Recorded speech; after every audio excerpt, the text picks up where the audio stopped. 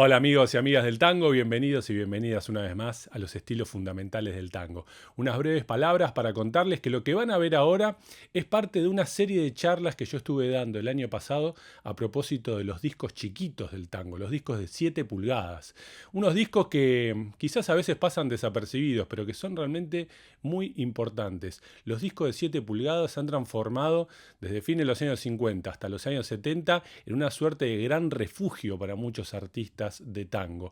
Una memoria cultural realmente valiosa, importante, que debemos conocer, pues muchos artistas del tango no llegaron a grabar long plays de 12 temas, de 14 temas, sino que la única oportunidad que tuvieron para dejar un registro de su arte fue un disco chiquito, un disco de 7 pulgadas. Por eso, en esta serie vamos a estar explorando una cantidad de discos realmente muy interesantes, de artistas consagrados y de artistas absolutamente desconocidos.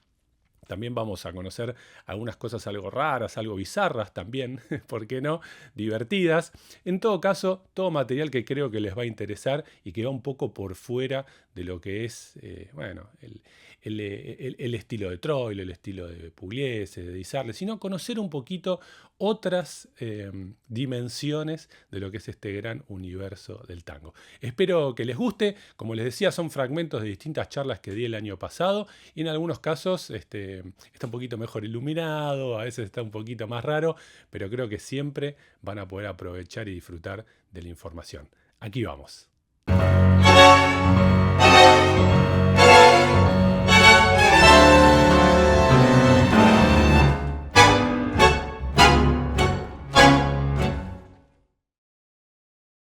Entonces, vamos a compartir hoy algunas cosas, la verdad, bastante raras, como siempre, ¿no? Eh, Vamos a hacer además un recorrido bastante digamos, eh, de contrastes, ¿no? Entre distintas propuestas, mucha variedad. Quienes ya vieron algunas de mis charlas al respecto, no me acuerdo si alguno de estos discos ya los pasé alguna vez o no. Trato de siempre traer material nuevo, obviamente es infinito. Es muchísimo el material que hay en vinilo y específicamente en chiquitos también. Pero hoy vamos a empezar con este disco. A ver si lo ven bien ahí.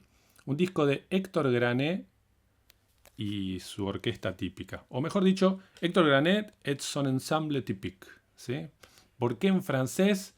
Porque es un disco grabado y editado en Francia. ¿Sí? Es un disco que a mí me costó bastante conseguir. Toda esta serie de Héctor Granet en el sello Typique de Francia es bastante difícil. Son varios discos que grabó. Y de esto vamos a compartir dos temas. Y quiero contarles un poco el contexto, ¿no? ¿Quién fue Héctor Granet? Porque la gran mayoría del público general y mismo de los tangueros, tangueras, no lo tiene muy presente. Ahí con esa simpatía. Héctor Granet. Héctor Granet fue pianista, compositor y arreglador que los más conocedores lo tienen presente como el pianista o el pianista principal de la orquesta de Pedro Lawrence, ¿sí? Él es el pianista que toca desde las primeras grabaciones de Lawrence, desde aquel arrabal del año 37 en adelante, hasta creo que hasta el año 44, que es su pianista y a quien podemos escuchar en todas las grabaciones. A mí siempre me pareció un pianista muy bueno, muy original.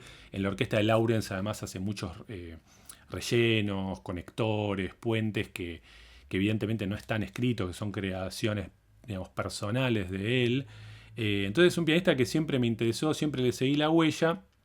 Y también un pianista que muchos años después lo podemos escuchar, por ejemplo, en el disco Trottoir de Buenos Aires, ¿sí? Las veredas de Buenos Aires o las calles de Buenos Aires, según la traducción.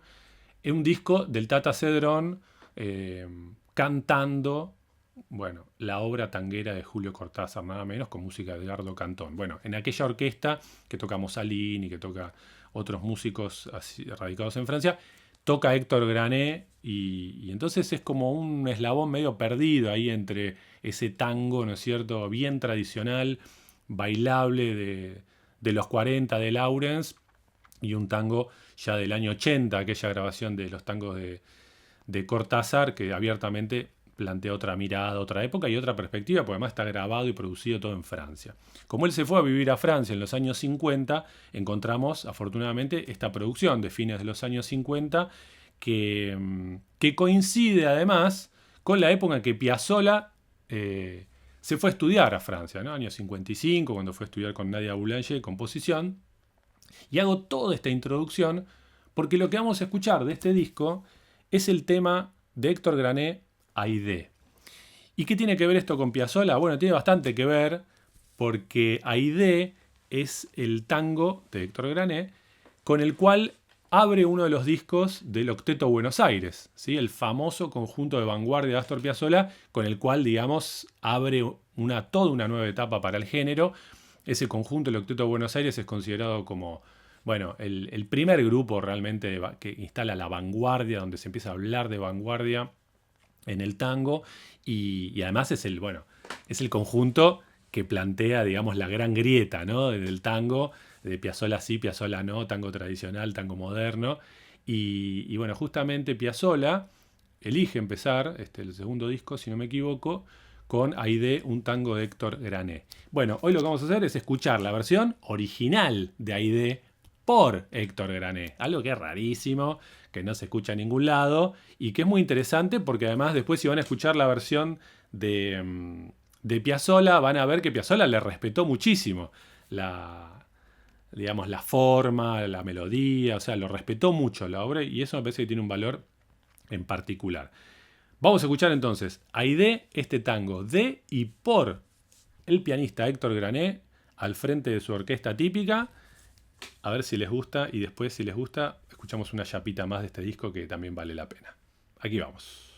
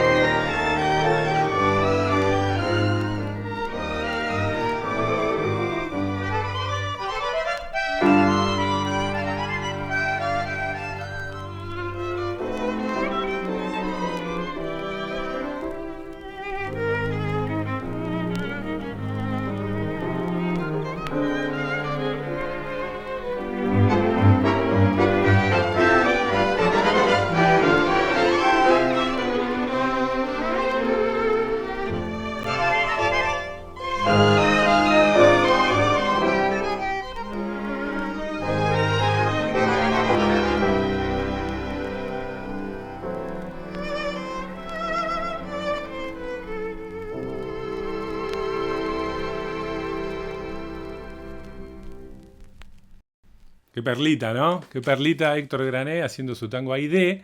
Yo les invito a que después, en otro momento, escuchen la versión del Octeto Buenos Aires también, que obviamente está mucho más recargada en términos armónicos, rítmicos, es un gran lío, hermoso. Pero bueno, le respeta realmente muchísimo a esta versión original que acabamos de escuchar.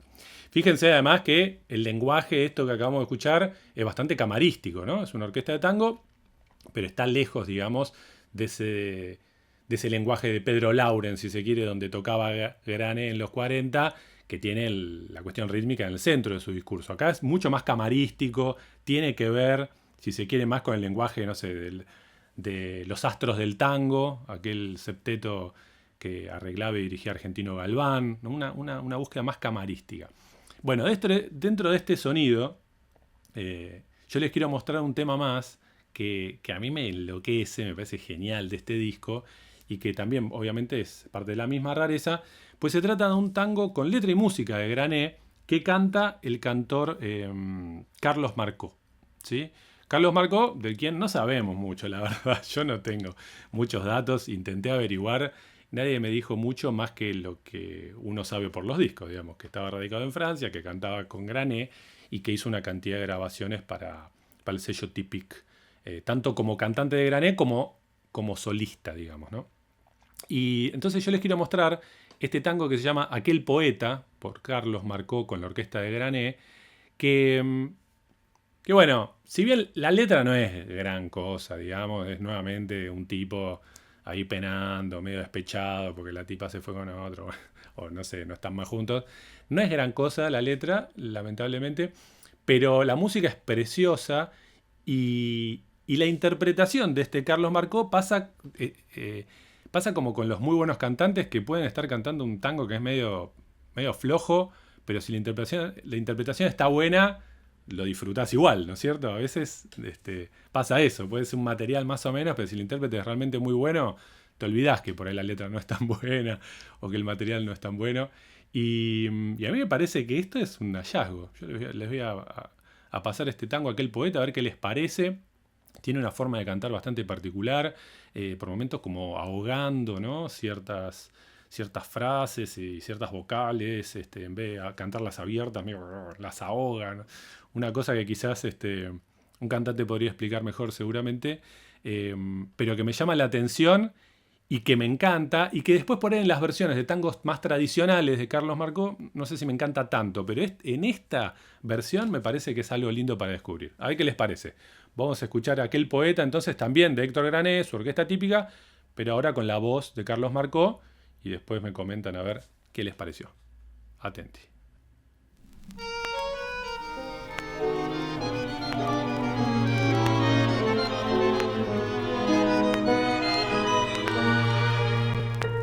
Dejó su padre y con un poeta se vino al centro un carnaval de antaño. Amó al poeta al carnaval, después un gran bacán de lujo vestía esa pebeta, igual que todas las demás mujeres que son hermosas, desechó de ver, a los placeres se entregó en loca diversión y ahora vencido implora amor. Este tango es para vos, te lo dedica aquel poeta. En mi pobre corazón viviste siempre, viva coqueta. Yo te voy a recordar, pero una cosa quiero decirte: con mi amor no ibas a estar así tan solo y triste en este bar.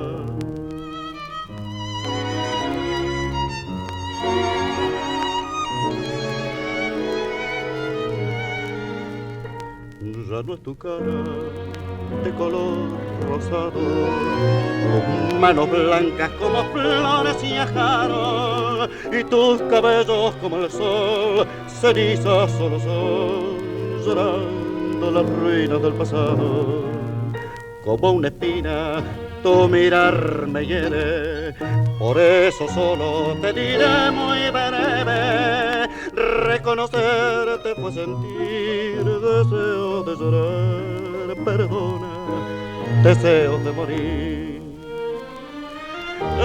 Este tango es para vos, te lo dedica aquel poeta.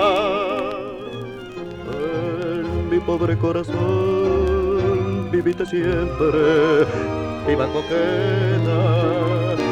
No te voy a reprochar, pero una cosa voy a decirte: con mi amor no ibas a estar así tan solitriste en este bar.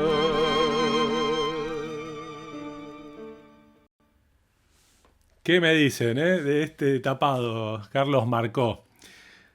¿No es tremendo? A mí me encanta, me encanta, me encanta. No me encanta la letra, obviamente, es floja, anacrónica, nada, machirula, no funciona, no funciona hoy. Pero la versión es extraordinaria, ¿no?